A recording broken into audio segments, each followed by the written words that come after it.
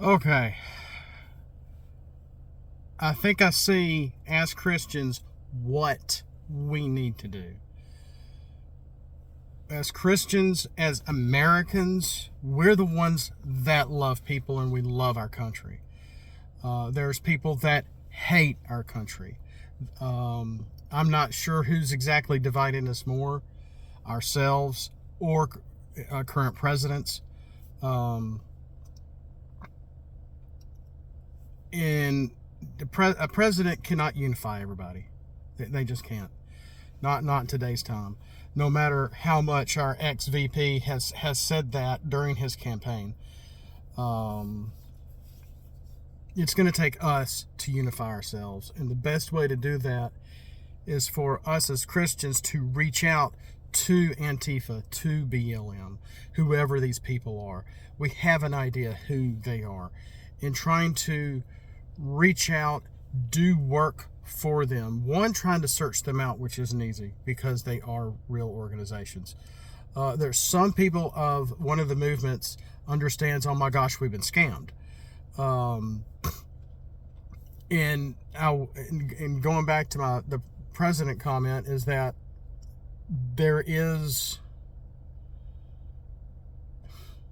he has slowly unified us in a way, but inadvertently against him.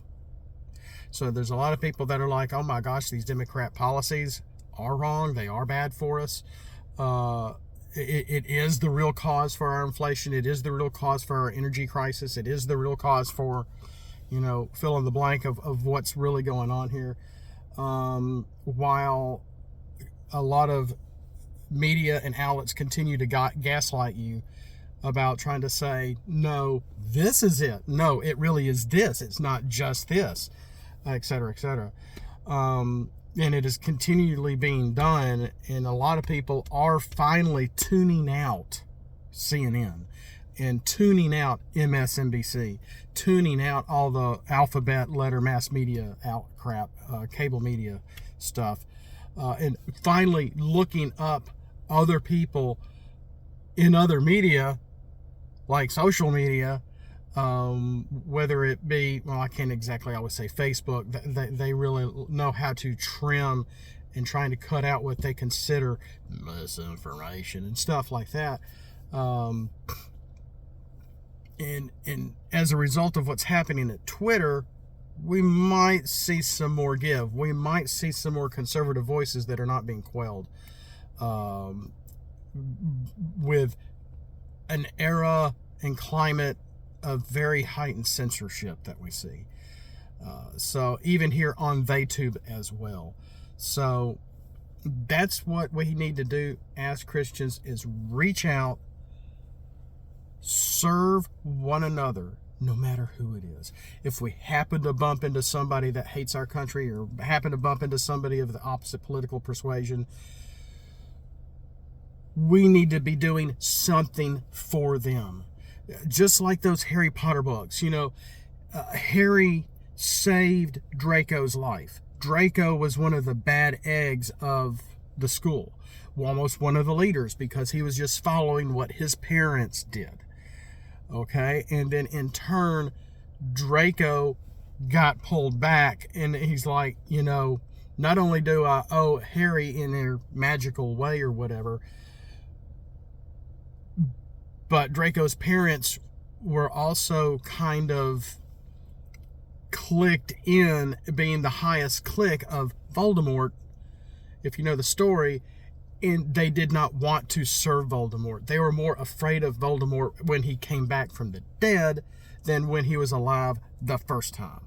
Because they were older, they had a kid, they had Draco. Voldemort pulled Draco into this mess. They really feared Voldemort. You could kind of sense it in the book. You could really see it in the movie, even though the movies and the books kind of don't always jive with each other. But that's the same. That's the same we need to be doing as Christians, is trying to soften each other's hearts, trying to soften the hearts of people full of hate. The real people that are the bigots, the real people that have intolerance of whatever. We may, as Christians, intolerate certain behavior, but we still love the person. We still want to take care of people that, may have same-sex attraction or have issues mentally or have killed somebody, etc., or want to hurt themselves.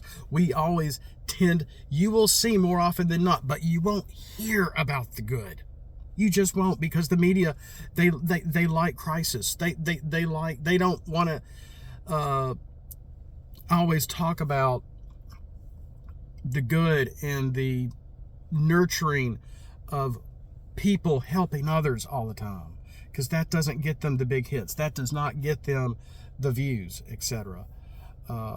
So that's what we need to be doing as Christians, is continuing to serve anyone, everyone, no matter what heritage, color, look, persuasion, whoever they are. And I was going to make a separate video for this, but when Jesus was telling his apostles, or in the group, when you pray like this. Not only was he going against some of the rules of the Pharisees, is that the right word here? The high priests and the high Jews that were really walking around kind of in tow with the masses, the thousands of people following Jesus. And they're like, oh my gosh, he's doing this on the Sabbath day. Oh my gosh, he did this on the, he's healing. Why is he doing these miracles on the Sabbath? Oh my gosh, we're not supposed to be working.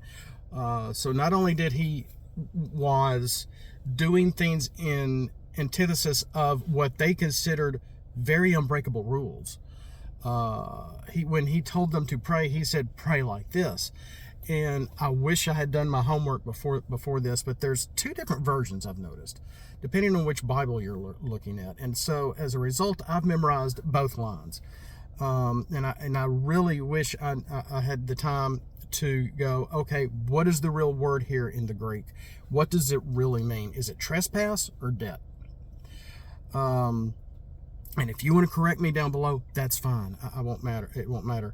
But my point is that in one version, you're asking forgiveness of trespassing on other people, whether it's physically or mentally or coveting what they have. It's part of it. But then at the same time, asking forgiveness of those that are trespassing against you, asking forgiveness in prayer for those that are wanting to covet and want your stuff in return, as well as the debtors line, because we can amount debt. We owe something to somebody else, which means we have either tried to buy beyond our means, and thus we owe somebody, like a credit card. But back then it was more like on a barter system. If you got more than you bartered for, you're going to owe the other person something else. You're going to have to, well, can I come back to you on Tuesday when I can get a goat? I'll be able to, maybe my goat is pregnant now, and I'll be able to handle the rest of that in a couple of weeks after our goat has babies, etc., or our produce has grown so much to where I can give you some excess. I'll be able to pay you in figs or whatever in 2 weeks. I can pay you back. So with the debtor's version of that, not only are we asking the Lord for forgiveness of we've overdone. Can you forgive me for, and it again, it's part of the covetousness from the the 10 Commandments, while in turn also asking forgiveness of your debtors, because that was really big. Whether it's the Jews of old or just all of us now. And I was just at a party last night in a really, I wouldn't say nice neighborhood. It was clean. tiny houses, tiny yards. You don't have much to deal with. And, you know, one neighbor was complaining about, oh, well, my driveway is 6 inches or 6 feet shorter than theirs. I don't have a whole lot of room to work with here to do what I'm doing. And the HOA is on this about this and this and this. And some people came by and took pictures of me working, and they think I'm adding on to my house, and I'm not. This is part of my job. I do furniture. And, you know, snickering back and forth and gossiping and all this mess. Well, the Jews did that too, to attempt they would have chip on their shoulders. We can't keep these chip on our shoulders, which is what are chips on our shoulders? Hatred between each other is what this comes down to. We cannot hate the other opponents. We can't hate the people that hate the country. We can't hate the people that are in the administration that are pulling this country down, etc. We need to pray for them. We need to love them. We need to forgive them. And that's what Jesus was, in a way, a very real way, telling us that's how we should pray. And these Jews did not want to hear that. They did not want to forgive people that have slighted them. They did not want to forgive people that have done them wrong. They didn't want to forgive people that were not Jew. Okay? And I'm not being anti-Semitic here. I'm being very realistic from the world of back then to the world of today, because we're all like this. We are all like this to some extent. We really are. And genetically, we all could be Jewish. Okay, look up Dr. Jensen. It's not Jensen. It's not Jensen. It's Jeanson, I believe, with his genetics and his DNA and all what his finding.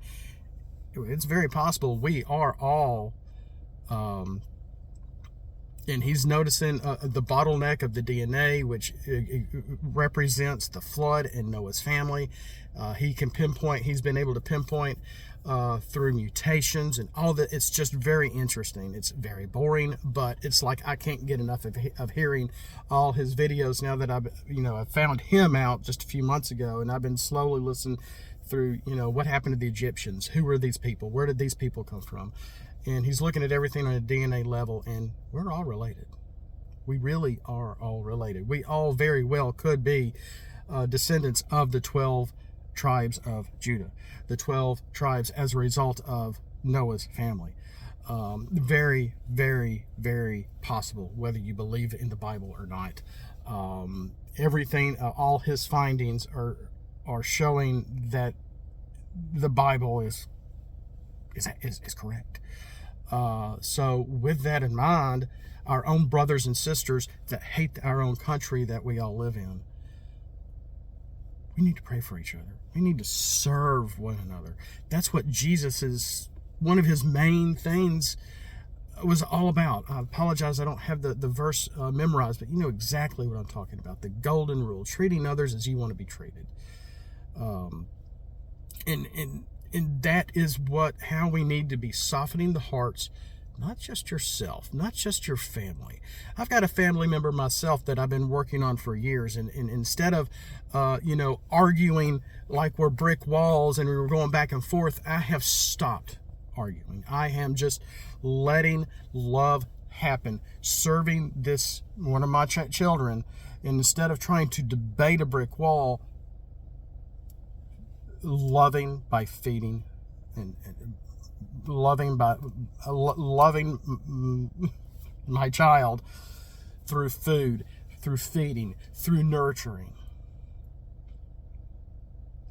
And in turn, hopefully, this person will start calling me dad again after a 7-year of hiatus of hearing this child call me dad. And et cetera, et cetera.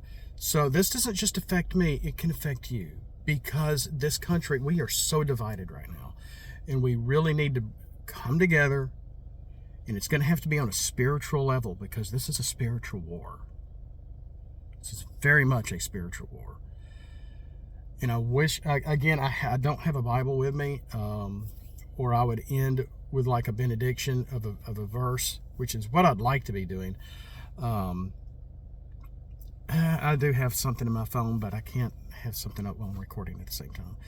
So I just want to say, consider this. I think this is our real goal. I believe this is our real quest, our very real, and it's all part of the Great Commission, because we are all related, no matter what we look like, no matter how we talk like, no matter what our accent, no matter what our heritage. We got to treat each other as if we're talking to ourselves. And with that, I just want to say thank you from the bottom of my heart for following, not only just following this channel, for whatever you're following it for.